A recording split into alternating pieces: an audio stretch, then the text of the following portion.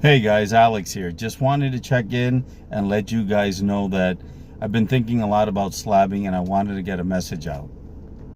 So here are my thoughts. The reality is that today it seems like slabbing is costing a lot more money than it should.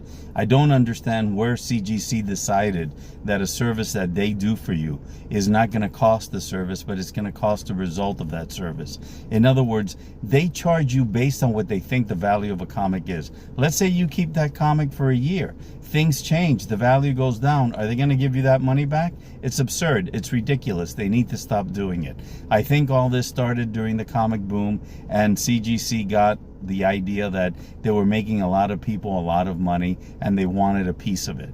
The reality is they should charge just for the service they provide. I understand that during the comic boom, their production lines were overly they were slow, and because they were slow and they had a lot of people slabbing, they felt they could get away with it. They're not going to get away with it now. PSA, CBCS are two companies that as far as I know, are not doing it. I hope they're not doing it, because the reality is there's no right that they have to charge you based on what they think the comic is worth. Again, what if you wait a few months? What if the things change? How do they know that the one they did charge you nothing more for isn't going to blow up? Why are they basing it on the future?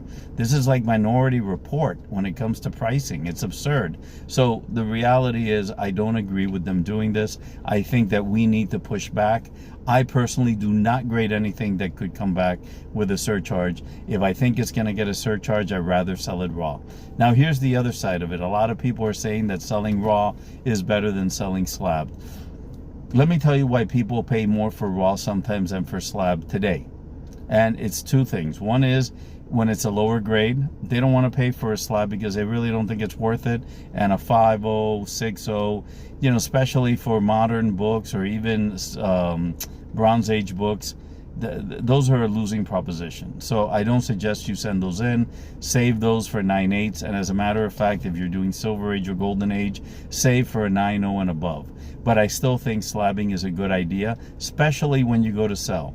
There's no guessing. The person buying knows what they're getting. You know what you're selling. Everybody's happy at the end of the day. Otherwise, you may send in a book you thought was a 7.0. They get it. They debate you as a 6.0 or a 5.0. They want you to compensate them somehow, or they want to return the book. It's a hot mess. So my suggestion is slab if you want to resell, and please do not slab unless you're doing Golden Age, Silver Age,